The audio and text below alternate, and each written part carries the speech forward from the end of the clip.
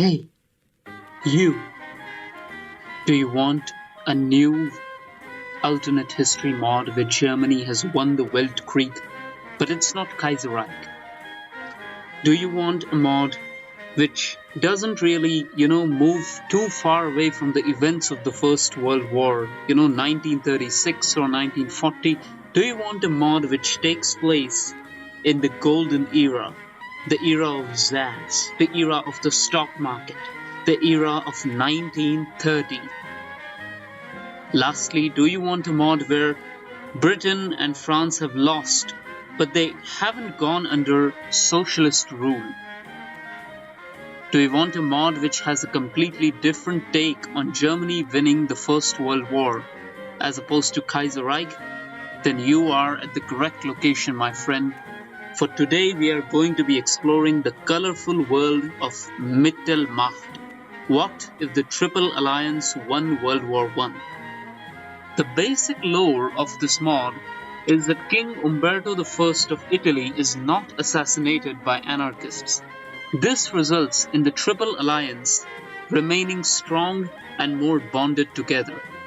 Italy enters the war on the side of the Central Powers in World War I. On the other hand, the British enter World War I late. This increases the efficiency of the Central Powers and they win the First World War. But before we move on to the rest of the lore, let us go country by country. So, the mod starts in 1930. Now, as of 1930, the number one paramount power of Europe and the world is, of course, the Deutsche Reich, the German Empire, the Kaiser's realm. So it is ruled by Kaiser Wilhelm II and led by the reactionary, or we can say monarchist Prime Minister Ernst August, the Duke of Brunswick. He is the Reichskanzler. So the lore of the German Empire is, of course, that it has won the First World War, or as it is called in this world, the Weltkrieg. It has gained and secured its colonial holdings in Africa and Eastern Europe, while also weakening the French and Russians and isolating the British threat. Now, take my word, the British have not been completely defeated by the Germans in this mod, and they have not fallen to socialism. They have merely, let's just say, exited the war before they could completely lose. So Britain is still a very powerful adversary of the German Empire in this world. But not all is well in the Kaiserreich. Political deadlock between the Reichstag and the Supreme Army Command has led the Kaiser to rule as he wishes. The aging Kaiser has spent a lot of imperial treasury money on vanity projects and on his colonies, who have become completely reliant on the monetary lifeline of Berlin. The German Empire in 1930 is a house of cards, one that might just need the smallest wind to let it come crumbling down, and with it, most of the European order. So, again, Kaiser Wilhelm II is the Kaiser of Germany, and the Duke of Brunswick, through his marriage with Kaiser Wilhelm II's only daughter Victoria Louise, mended the rift between the two houses of the House of Hanover and the House of Hohenzollern. Then let us take a look at some of the national spirits. So, of course, Germany has won the Great War and it has an unruly military. So, Hindenburg and Ludendorff have turned the German military into a state within a state, defying the constitution and challenging the power of the Kaiser and the Reichstag. Then we have the Schaft plan. In his role as Reichsbank president, Helmar Schaft has proposed a daring plan shortly after the establishment of Mittel Europa. If the government gives cheap loans to the members of Mittel Europa under pretense of propping up their war-torn economies and under the condition that they will primarily hire German contractors, this could bind the economies of the whole Mittel Europa strongly to the German Empire. So this is one of the focus trees of Germany. So it mostly deals with Helmar Schaft then with the representatives and with the field marshals Hindenburg and Ludendorff, and with the crown prince. So basically, it deals with getting the German Kaiserreich in order before the emergency elections. Nice. Now let us move on to the next imperial power, the Austro-Hungarian Empire. An empire that has barely held itself together ever since it has won the Great War. It is ruled by Kaiser Karl I and led by Minister President Ludwig von Flotho, who is a conservative. And Kaiser Karl I is the last remnant of a bygone world. A world where Kaisers and kings ruled and subjects accepted the holy rule of their superiors. An old world, a world that is now strong passing by. This is the world of Austria-Hungary. Following the assassination of Archduke Franz Ferdinand in Sarajevo, Austria-Hungary found itself at the center of the Great War. To secure Italy's allegiance to the Central Powers, they had to give up Südtirol to the Italians. The victory came at a great cost, resulting in significant casualties. The monarchy's position as a major power is now uncertain. Additionally, the empire's hold in the Balkans has weakened as Bulgaria no longer considers Austria-Hungary an ally and the Serbs continue to demand greater autonomy. So, again, this is one of the focus trees. It deals with the empire of ethnicities, the future elections, the imperial tour, and then a congress to determine the future of the empire. The beginning of the Kraljevo Congress. So, the representatives hailing from all the territories are set to embark upon a comprehensive dialogue to determine the feasibility of easing the economic dominance of Austria over Serbia. So, I'm guessing that the main gameplay of this nation will be dealing with internal conflicts and only then emerging out of the shell to actually look at the world outside. And we also got a legitimacy monitor here which currently shows 42. This will be interesting. Okay. Yes, I took a brief look at the OBS recorder there. Anyway, the next nation is Italy. So as I stated before, the whole divergence of this mod is that King Umberto I was not shot down by anarchists. Italy entered the Central Powers Alliance and entered World War I on the side of Germany and Austria-Hungary. In exchange, of course, they got the region of Südtirol. So, Italy is ruled by King Victor Emmanuel III, led by Alicia di Gasperi, who is a conservative Democrat. And again, there is Catholic influence on the Italian Empire, and the south of the country is de facto led by the Mafia. The Mafia are a huge problem in the Kingdom of Italy, and the fragile government of Alcide de Gasperi is unable to deal with this threat. So Alicia de Gasperi, after the war, he founded the Italian People's Party together with Don Luigi Sturzo. He is a Christian Democrat. And he leads a centrist political platform based upon the foundations of a welfare state, women's suffrage, and proportional representational voting. So let's take a look at the gameplay side of the teaser. So Italy's time after the Great War has been troubled. The government led by De Gasperi is weak. And the focus tree deals with troubled times, address the colonial situation, and there is a lot of political violence, so you can crack down on the violence or you can continue the policy of containing them.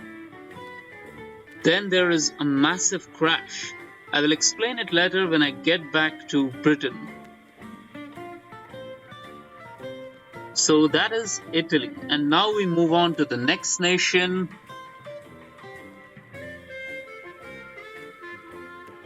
Ushkivi Seruba Hoptaman Enver Pasha Akshar Shar Ileri.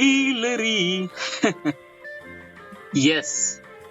So the Ottoman Empire is one of the members of the Central Powers, and like the rest of the Central Powers, its position is by no means paramount. It is ruled by Khalif Sultan Abdul Masih II and led by the Grand Vizier Talat Pasha. So he has ruled the country ever since the Great War, and he is a very controversial figure. His radical authoritarianism during the Great War and his incompetence in leading the nation afterwards has resulted in him being despised by a large section of Ottoman society. And then there's the scars of the wars. In battles spanning from Thrace to the Hejaz, the Ottoman Empire emerged victorious but paid a heavy price for it. The Ottoman Empire has been trying to modernize with mixed results. Then let us take a look at some of the events and the focuses. So at the beginning we have the Sublime State. There is going to be a political standoff between Talat Pasha and I'm guessing Kemal Pasha. And there are a lot of Kemalists in the army. They are supporters of the Sultan. And then there is going to be something after the sick man's crisis involving a pistol. Interesting. Now let us take a look at this event, meeting at Mittelmachte.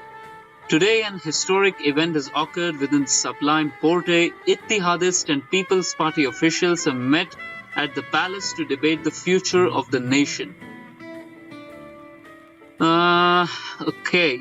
So many military and civilian figures formed the People's Party under the leadership of Mustafa Kemal Pasha to seek a better alternative to Talat Pasha and Enver Pasha. So Enver Pasha, Prince Osman Fuad and some other Pashas were just some of the prominent figures to attend this meeting. It has been reported that the Sultan was absent during the meeting because the Ittihadists did not inform him how important it was. And this has angered many of the hardline royalist officers. So there are basically three main sects, I believe. One is Kemal Pasha's followers, second are the followers of Talat Pasha, the third are the Enverists. So it will be interesting to see what happens to this unstable old caliphate. Then the next nation is the United Kingdom. The United Kingdom has come out of the Great War scarred but alive. Even a lot of its empire continues to exist. But if you take a look at the map here, it seems that Ulster is gone. The Irish have taken Ulster. And then of course it is ruled by King George V. Prime Minister is Edmund Allenby. He is... Okay, let's read his description. There are two men who can command affection, the king and the prime minister.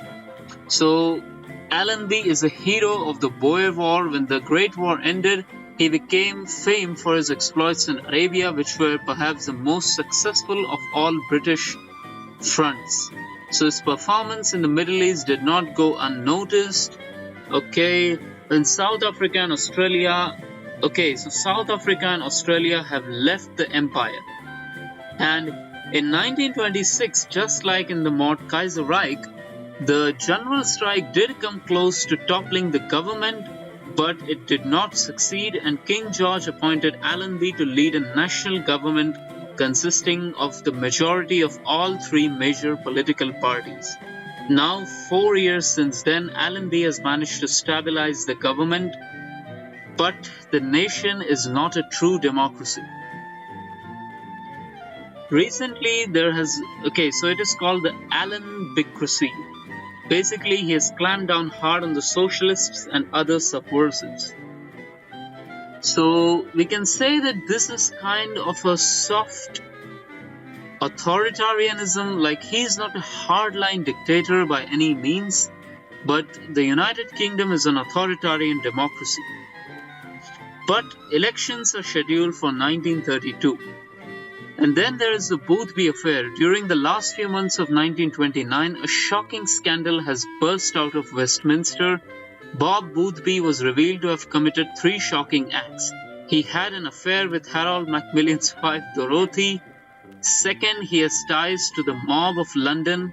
Finally, he has been rumored to have sexual relations with young male prostitutes. This might be the death knell for the monarchy. So the focus tree involves recovering from the Boothby affair, funding the Ulster army to potentially get back Northern Ireland, and dealing with the economy and the political crisis in the empire. So these are 2 of the events here. Approaching Caesar. Okay.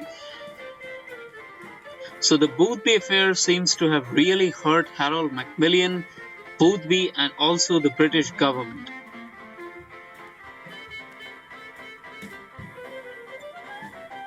Then we have Oswald Mosley is also involved in the politics of the United Kingdom, of course. He's a National Labour MP. So the Allenbycracy is coming to an end. It appears that after some time, a lot of the MPs decide to walk out of the parliament. Does the Prime Minister believe that his authority has been permanently destroyed? And that is now a question of if he has to resign, but when. In the name of the god, go, go, go. Then we have the French state. So France is one of the nations which has most hurt because of the result of the Great War. It has lost Alsace-Lorraine in 1871, but now it has lost it permanently. So it is led by a far-right government, Edward de Castelnau. After the Christmas coup d'etat of 25th November 1929, war veteran Edward de Castelnau is now in charge of the nation. The French state, death to the Hunnic heretic. So the French state is completely based on taking revenge for the Great War. The Hun has defiled our once proud fatherland. No more. The people of France demand retribution against the barbaric and heretical horde of the Huns.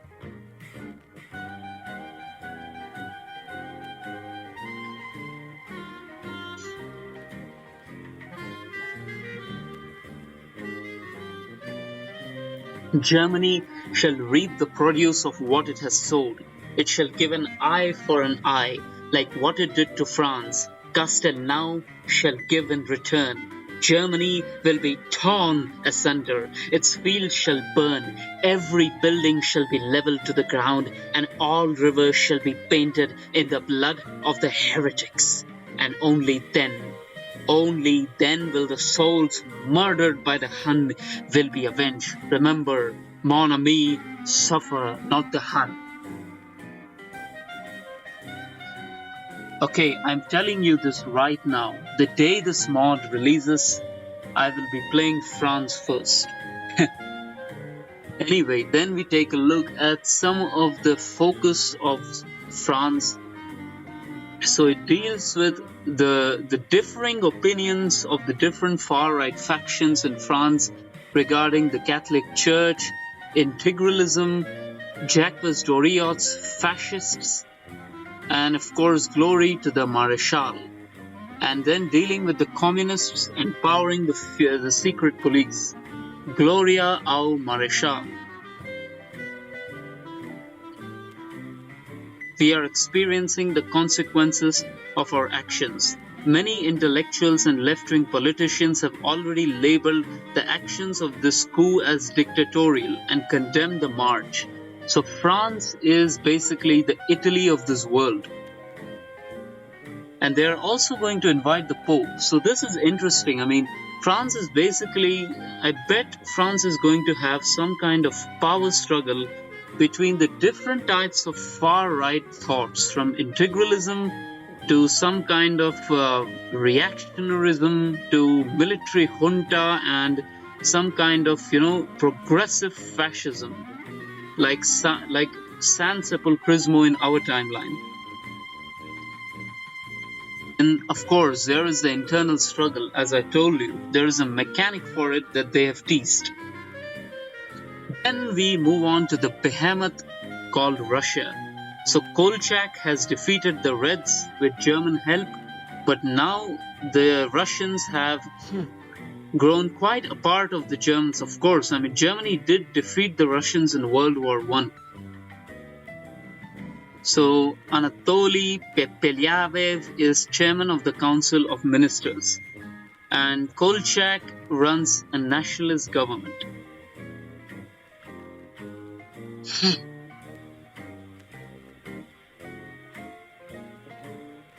So, of course, it looks like the monarchy was not really restored, and Kolchak runs a kind of right-wing junta state in Russia, based on the White Army. So, the 12th year of the Kolchak's China, and how little has been achieved. How much time has been. Remind them of his triumphs. Forget his mistakes. So, I guess the focus tree deals with the stagnation that Russia has faced during the Kolchak years. The nation is a sinking ship. Kolchak must make a speech to the Duma. Okay, so some famous military commander during the Civil War has been appointed as his successor. Let me take a wild guess and say that this might be Boris Savinkov. But of course, we have no way of knowing it because the teaser has blurred it. So let's wait for the mod to come out. Then we take a look at some of the pro-German states that were formed after the fall of the Russians. So the Kingdom of Poland is led by Prince Regent Albert Potocki and Prime Minister Paweł Romoki.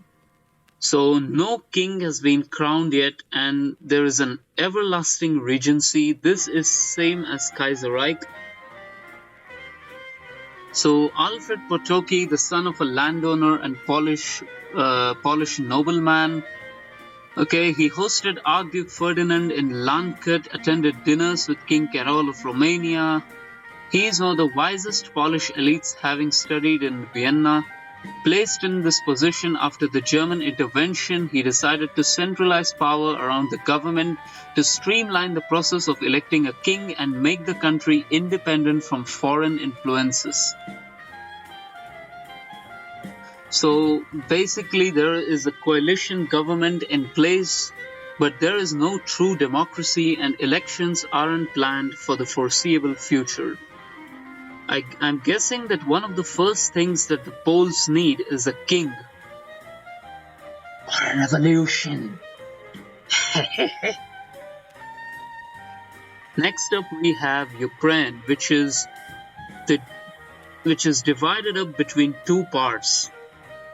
Okay, ladies and gentlemen, on my left I have the Ukrainian state, led by Hetman Paulo Skorpatsky, placed here in power by the Germans.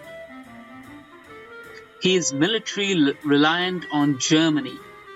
He is a conservative Democrat. But he is not a real Democrat because there are no elections. On my right, ladies and gentlemen, we have the Ukrainian People's Republic under Simon Petliura. So the failure of the overthrow of the illegitimate government of Ukraine resulted in the division of the country into two separate entities. Okay, so Kolchak runs a sort of hardline state, while Ukraine, the Ukrainian People's Republic is a democracy. With the German victory on the Eastern Front, it was decided to establish a Ukrainian state under Hetman Paulo Skorpatsky. The government was anything but independent. It is entirely under the thumb of Berlin. The Germans' disregard for Ukrainian sovereignty or economic independence, as well as the ineffectiveness of land reforms promulgated by the puppet government, contribute to the instability of the country. The straw that broke the camel's back was a German request for wheat and the subsequent decision by the hetman to increase the country's landlord's authority over their tenants. Many irregular militias started to unite in the east under the leadership of Simon Petlura, and eventually they elected to declare the government to be a failed state only fit for German plans to suck Ukraine dry. This began the Ukrainian Civil War. It has now come to a standstill on the banks of the Dnieper River. Now in 1830, Ukraine finds itself divided between an unpopular hetman and a republic surrounded by enemies. The future of Ukraine is uncertain. We have Spain, which is a socialist republic. Interesting. So, neutral throughout the Great War, but still scarred by its broad effect by disease and its instability brought throughout the continent. Spain is now an unstable republic. After a prolonged conflict in the North African territories brought to an end by French and Italian assistance, led to a Pyrrhic victory. The political fallout by the loss of life and prestige led to a radical change of government from the dictatorship of de Rivera and the end of the Spanish monarchy to a Republican coalition government. Now, 1 year has passed since the Rif War and the expulsion of the monarchy. And the broad coalition at the helm of Spain brings together socialists, moderate Republicans, and social democrats. But rumors of the snap elections being fixed and controversial policies of taxation and the downsizing of the armed forces has led to whispers in the dark of a threat by the upper echelons of the general staff and Spain's industrialists. With France's radical transformation into a militaristic state and Portugal's nationalist government, prosperity has emboldened the right once more. So again, the coalition government must deal with the Moroccan question, the failing economy, and to renegotiate the social coalition.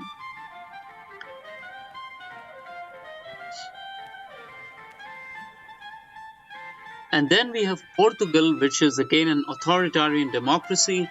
There is an ongoing power struggle between Antonio de Oliveira Salazar and the militaristic Oscar Carmona. Only time will tell who will lead Portugal. So Portugal had joined Britain in First World War in this timeline and paid the price for that by losing most of its colonies. Now we come to the Far East, to China, specifically to the Fengtian clique. So the Fengtian clique is one of the warlord states in this timeline as it is in Kaiserreich and as it was even in our real life. It has survived up to 1930. Throughout Beijing, we have now arrived in Manchuria, a land filled to the brim with industrial progress and economic prosperity. Thousands and thousands of Chinese have and are migrating northwest alongside capital from several foreign firms. However, a certain neighbor south of the border has vested interests in the riches of Manchuria. So it appears that they have not yet teased what is happening in the south of China. And everything really depends on what is happening there. So I'm guessing that Zhang Zolin has died or retired in favor of his son. And then the German Empire has sent China a delegation to create a modern military. Japan is a threat and the army is unorganized. We have Brazil, which is under Getulio Vargas. The recent civil war has divided up the country. Coronelismo. Brazilian landowners have a great relevance concerning national politics. Being important landowners, they would like to maintain Brazil in the old politics forever.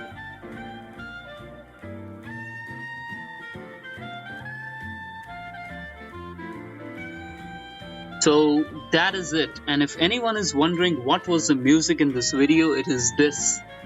20s music by Lewis Long Relaxation Cafe. Play Mittelmachte, and I hope you enjoy this twisted and fresh new take on German victory in World War I. Adios.